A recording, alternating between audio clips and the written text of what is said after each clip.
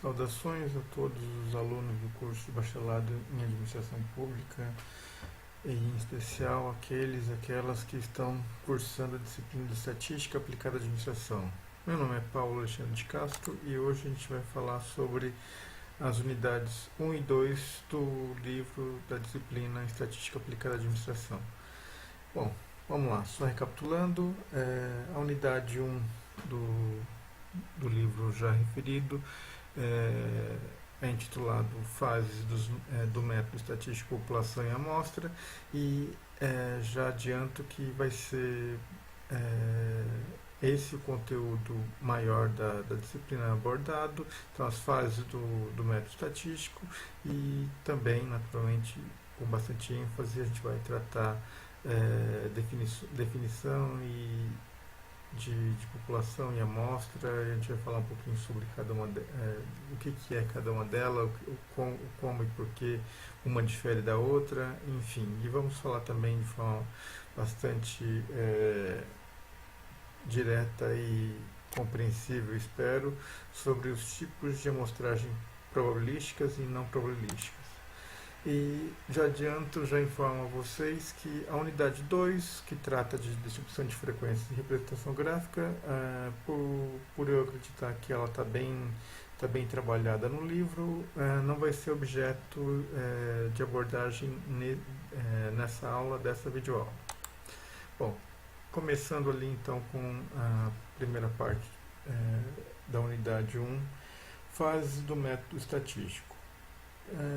Então a gente tem ali essas 6 fases do método estatístico, começando por definição do problema, planejamento do processo de resolução, coleta dos dados, organização de dados, apresentação de dados e, por fim, análise e interpretação dos resultados. Vamos lá,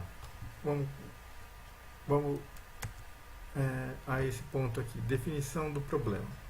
Definição do problema é aquele momento crucial em que você está pensando em escrever um projeto, está pensando em escrever, desenvolver uma pesquisa, escrever um artigo.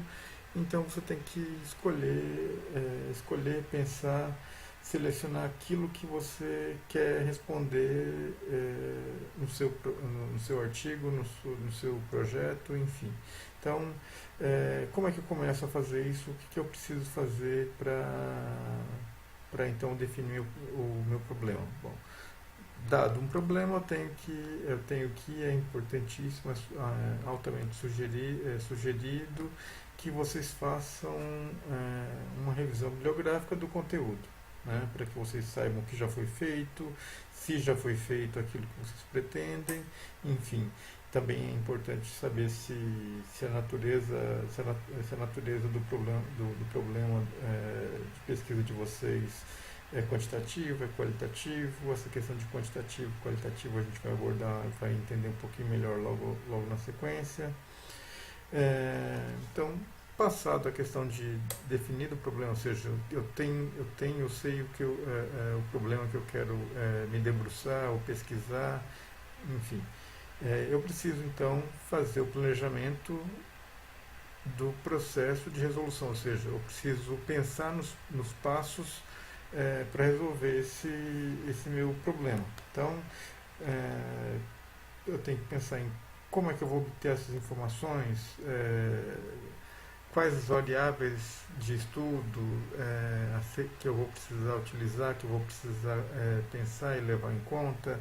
Então, eu tenho que pensar que eu vou utilizar questionário, não vou, se vou utilizar um questionário, um instrumento de pesquisa semelhante ou entrevista, eu preciso pensar e formular adequadamente as perguntas que vão constar nesse instrumento, nesse questionário.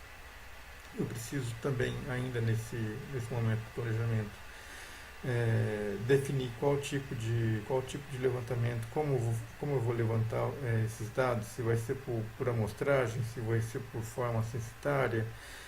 Rapidamente eu aponto aqui que a diferença de amostragem e censitário, né?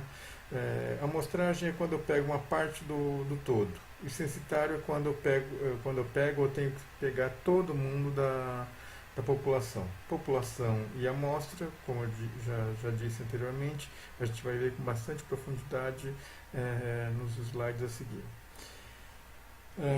Também ainda no planejamento a gente precisa, é importantíssimo, definir um cronograma de atividade, custos envolvidos se porventura houverem, e um delineamento da amostra e algumas outras questões que possam vir a ocorrer. Ou seja, tudo isso entra no planejamento do processo de resolução.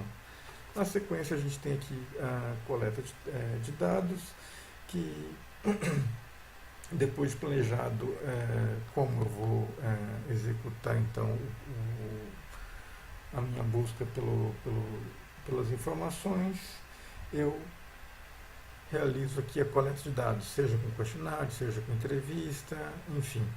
E aí então é nesse momento em que a gente pode ter problemas se porventura não foi bem planejado, se não foi bem definido o problema. Por quê? Porque nesse momento, se porventura os meus dados forem mal coletados, se eles forem mal planejados, isso pode e muito provavelmente vai me levar a resultados errados ou equivocados, certo? Então, ainda na questão aqui da coleta de dados, só recapitulando aquilo que já foi iniciado na questão ali no item do planejamento, quais as formas de coletar esses dados?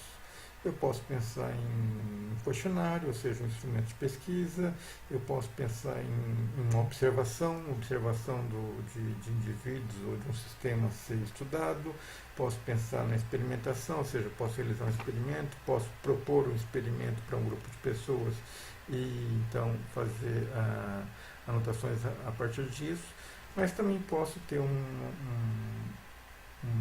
problema, um estudo, um artigo, um projeto em que eu faça uso daquilo que é chamado pesquisa bibliográfica, ou seja, eu posso buscar em artigos, livros e outros materiais, documentos outros e fazer uma pesquisa bibliográfica. Então, isso daí tudo ainda no tocante da coleta dos dados.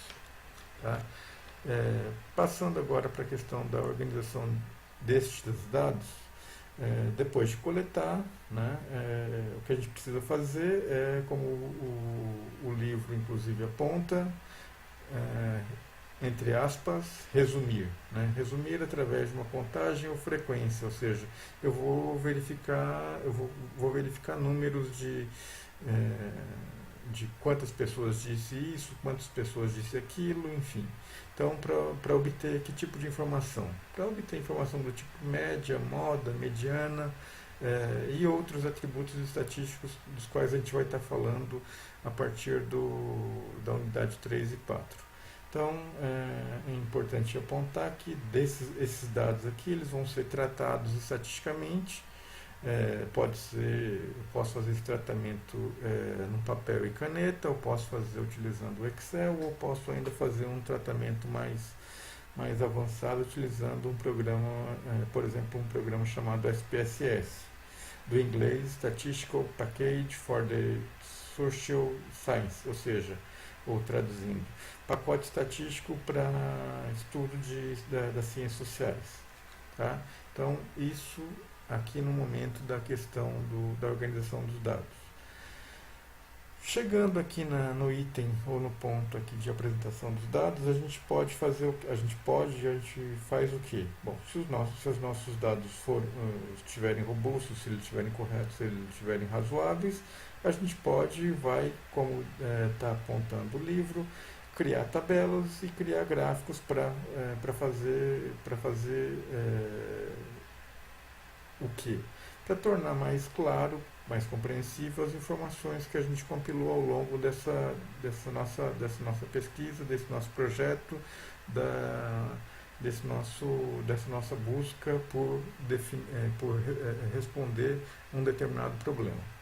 Então, na sequência e após a apresentação dos dados, a gente então, de posse dos dados apresentados em tabelas e em gráficos, a gente busca fazer então a análise e interpretação destes dados, desses resultados. E então a gente faz isso, a gente precisa fazer isso, é esperado que façamos isso. Para quê? Por quê? Porque da interpretação, da descrição desses dados, a gente consegue informação do fenômeno estudado. Né? Então, seja, por exemplo, a questão da percepção, da preferência da população sobre dois produtos, dois ou mais produtos, sobre a preferência ou percepção da população com relação a políticos, enfim. Tá?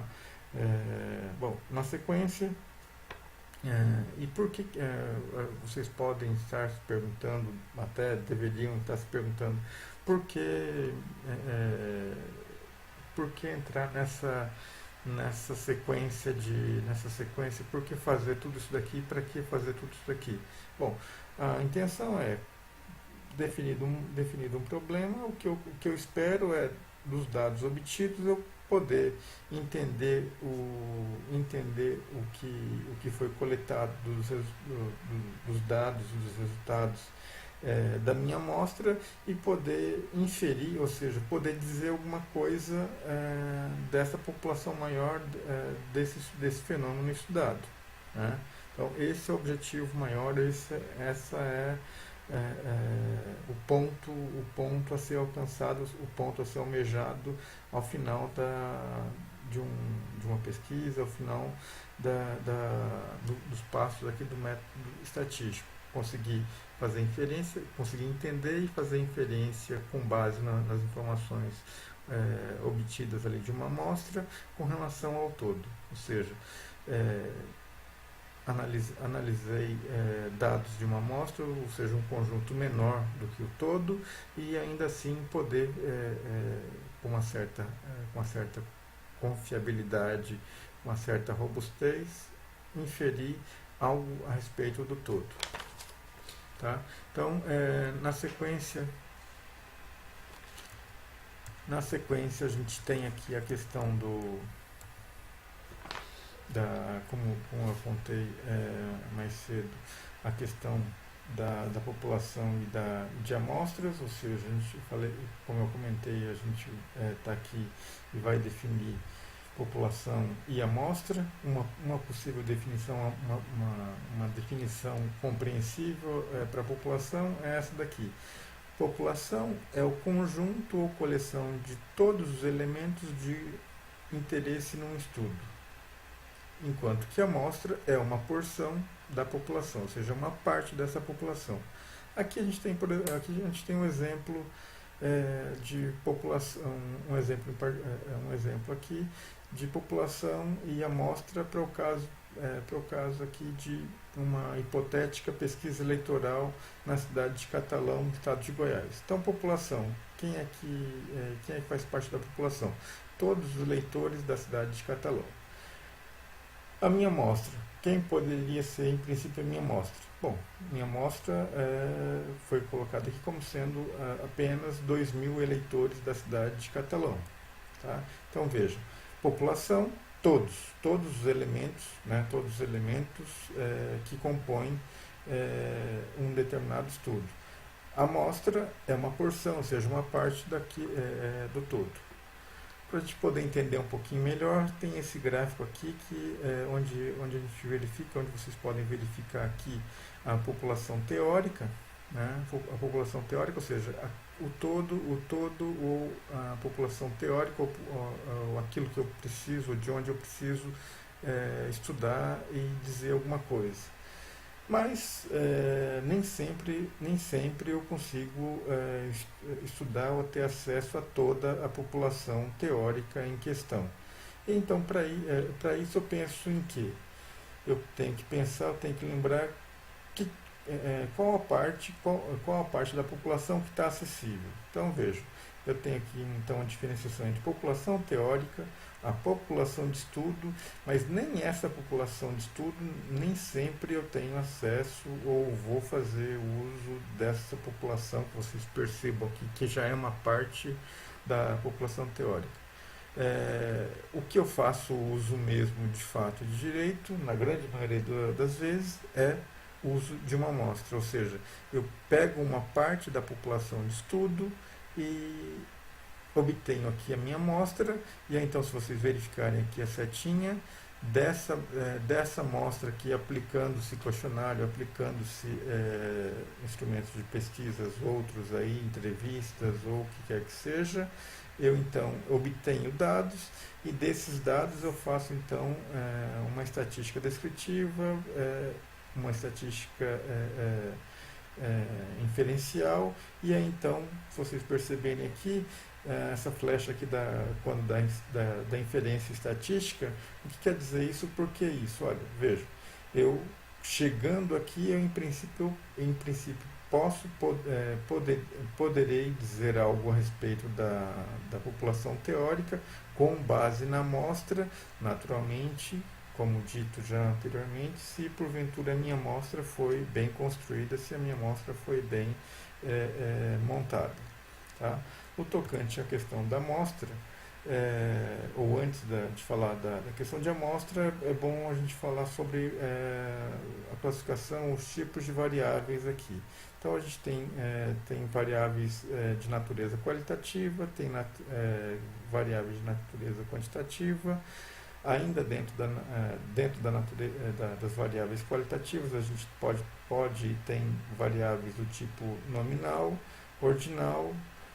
Dentro das variáveis quantitativas, a gente tem aqui as variáveis discretas e as contínuas. Voltando aqui na questão das variáveis nominais, que são do tipo qualitativo, quem são essas ou quais os exemplos de variáveis nominais do tipo qualitativo? Bom, sexo e natureza. Por quê? Porque, como é que eu entendo, como é que eu posso concordar com isso? Veja, variáveis nominais são aquelas em que utilizadas apenas para identificar a categoria.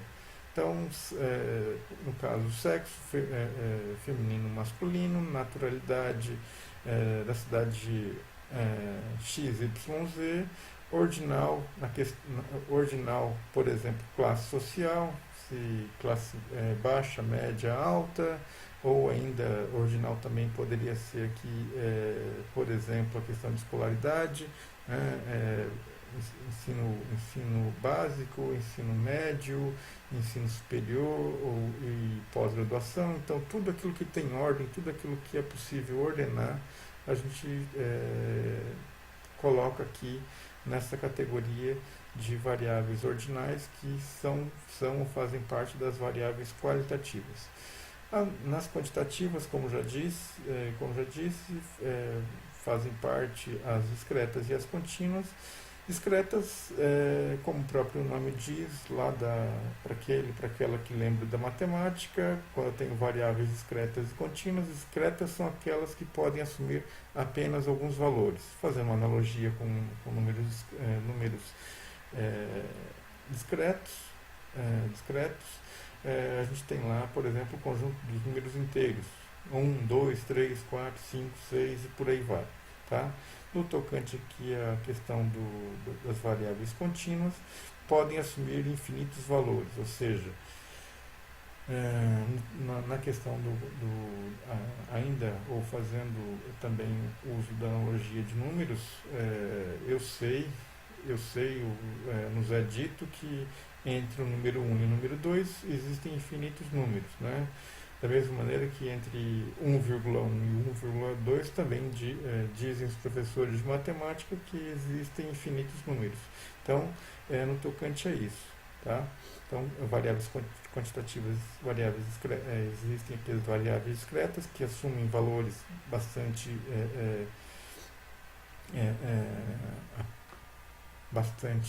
bem definido, 1, 2, 3, 4, 5, 6, por exemplo, né? número de filhos, então esse é um exemplo, então a gente não encontra uma pessoa que tem 1,2 filhos ou 1,23 filhos, né?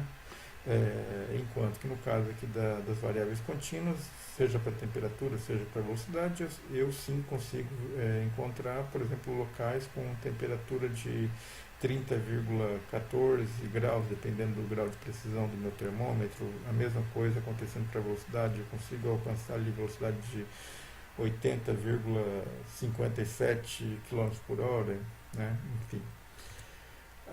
Agora, indo de fato direito para a questão, para os tipos de amostragem, sejam as probabilísticas e a não probabilística.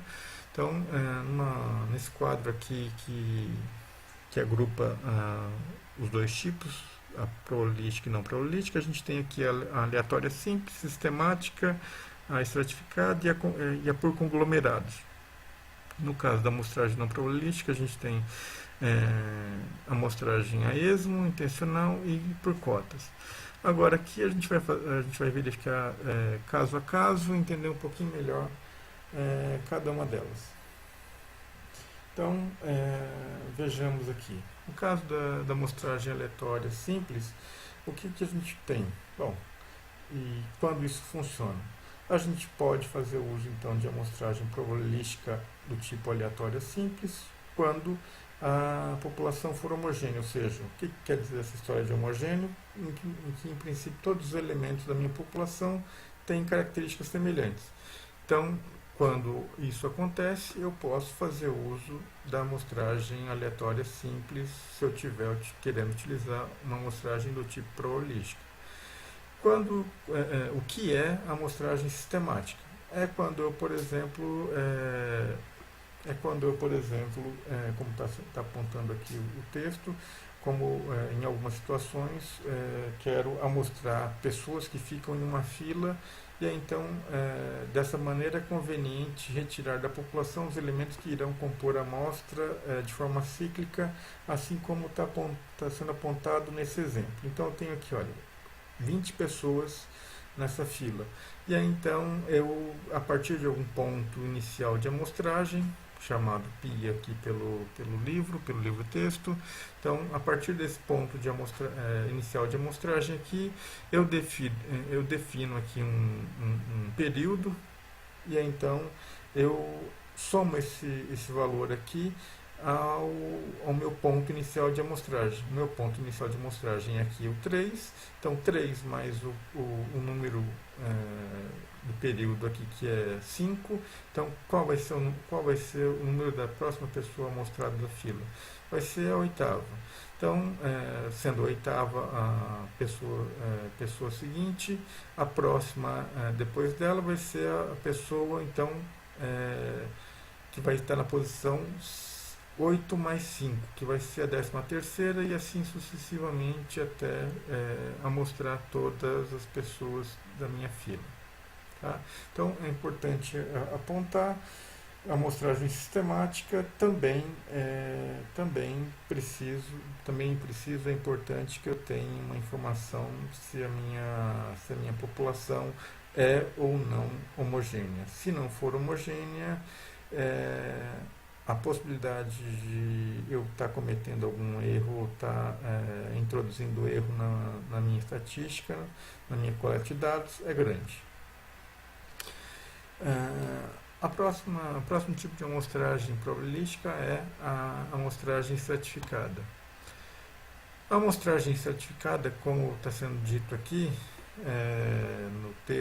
isso aqui é uma reprodução do texto do livro, quando a variável de interesse apresenta uma heterogeneidade na população, e essa heterogeneidade permite a identificação de grupos homogêneos, você pode então dividir a população em grupos ou estratos e fazer uma amostragem dentro de cada estrato, garantindo assim a representatividade de cada estrato na amostra.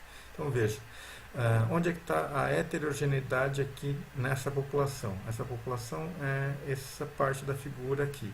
Então veja, eu tenho diferença nessa parte, nesse grupo da população aqui, A, B, C e D. Então aqui, quando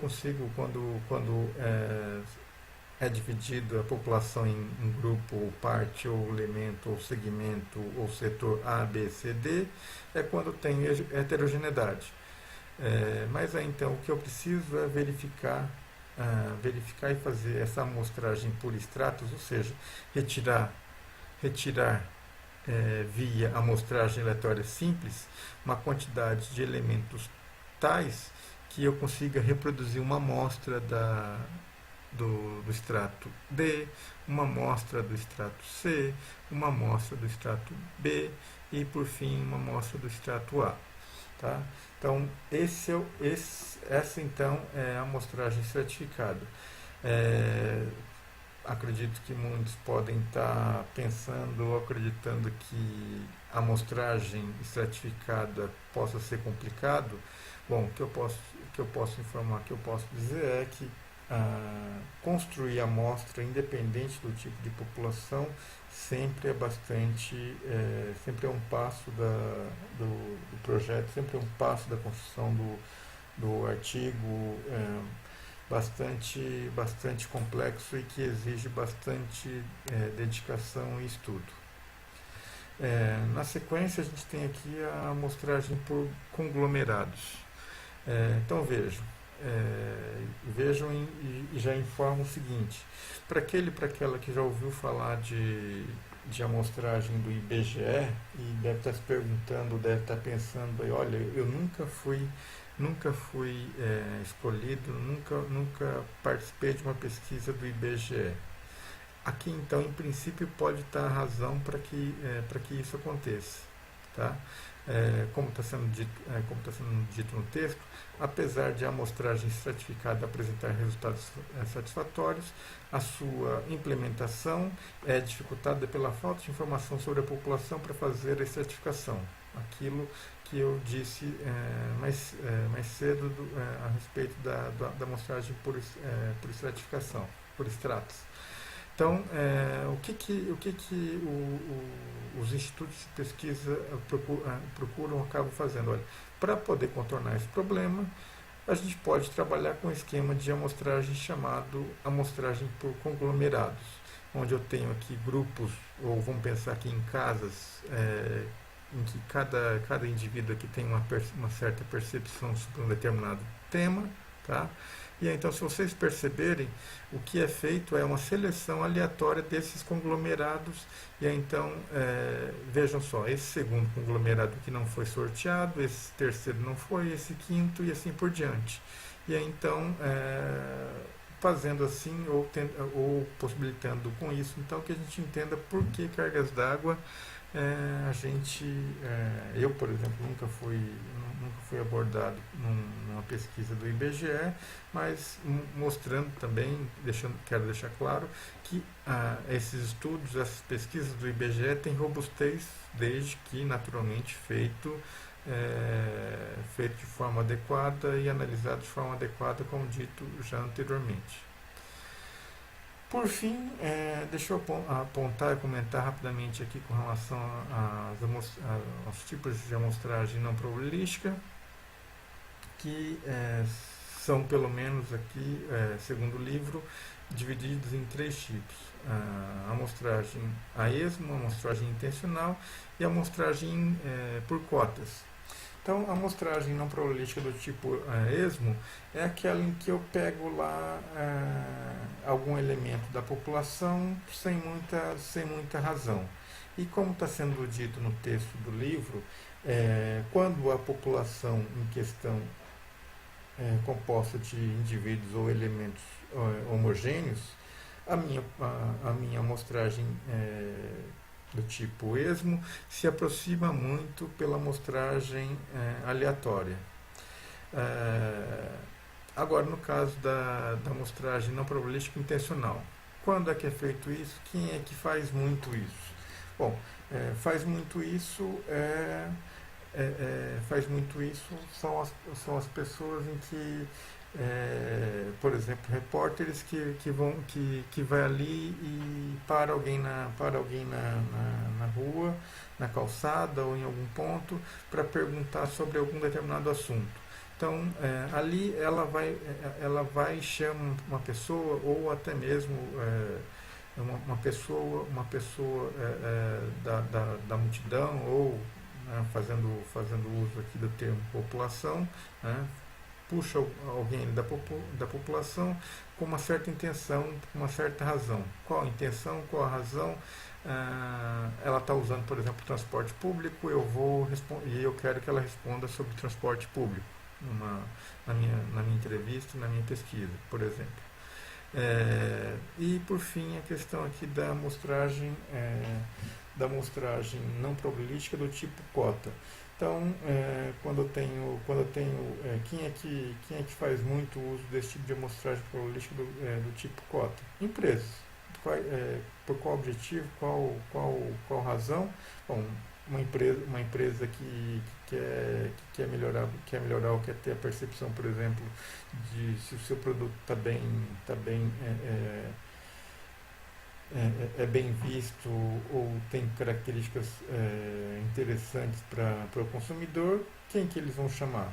Quem que eles vão chamar para responder um questionário? Quem que eles vão chamar para participar de uma pesquisa? Pessoas que consomem aquele tipo de produto e pessoas então que fazem parte de cotas, cotas no sentido de eu preciso de um determinado número de pessoas que sejam do sexo masculino, um determinado número de pessoas que seja do sexo feminino, preciso de um determinado número de pessoas que seja professor, preciso de um determinado número de pessoas que seja comerciante, enfim.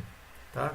Então, para concluir, para já encaminhar para a parte final dessa videoaula, é importante apontar para vocês aqui o seguinte, que a grande maioria das pesquisas que são feitas com cunho acadêmico, elas têm um apelo de amostragem probabilística. Se vocês perceberem, essa amostragem não probabilística é mais utilizada por quem? Empresas, meios de comunicação, ou aqui também é algo bastante aleatório. Então, a amostragem não probabilística,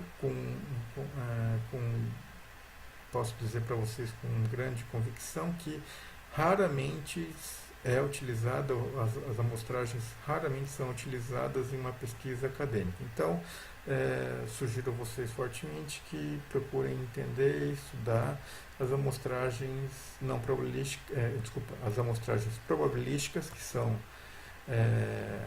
conglomerado, estratificada e a amostragem simples, caso a busca, o objeto de pesquisa de vocês, o problema de vocês, seja acadêmico.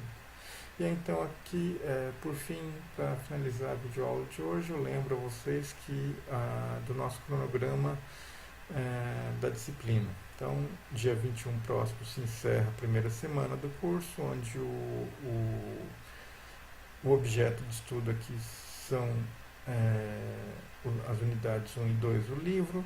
A semana 2 do curso vai se iniciar então no dia 22 do 4 e se encerra no dia 28 do 4, e onde serão abordadas as unidades 3 e 4, medidas de posição, dispersão e probabilidade. E a semana 3, por fim, onde abordaremos a unidade 5, intitulada Distribuição de Probabilidade Discreta e Contínua, e unidade 6, Testes de Hipóteses, se encerra então no dia 5 do 5, onde logo na sequência a gente vai ter a prova física, a prova presencial. Mas antes disso é bom lembrar, é bom informar vocês que ao final de cada semana vocês terão que responder ali um questionário, uma provinha online, que faz parte, que ajudará a compor a nota de vocês ao final da disciplina. Bom, dito isso, eu dou por encerrado a videoaula de hoje. Desejo a todos e todas bons estudos, e qualquer dúvida, qualquer questão que vier a surgir, fiquem à vontade para me contactar via fórum da sala virtual da disciplina de Estatística Aplicada à Administração. Até mais a todos. Testando, 1, 2, 3, testando.